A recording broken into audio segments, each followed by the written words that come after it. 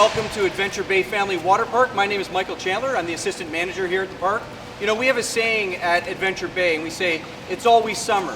But we're adding something to make it a little more fall this year. And what we're going to do is we're going to bring in about 500 pumpkins, thanks to our friends at Zares. And we are going to put them in what will be Canada's largest floating pumpkin patch. We're going to be here on Saturday from 10 a.m. till 2 p.m. That's this Saturday, October 19th. And we're going to have a lot of fun. We're going to have a floating pumpkin patch, and everybody who comes will be able to take a pumpkin home with them. I want to thank my friends behind me from Miss Stella's Immaculate Conception Grade 6 class. Thanks so much for being here, you guys. And we've got a special surprise for them. Now that everybody's got a pumpkin, we're going to head over to the lazy river. We're going to get a current really going in that lazy river, and then we're going to dump the pumpkins in and have the great pumpkin race.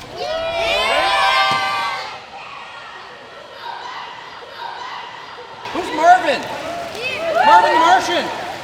Marvin was the winning pumpkin.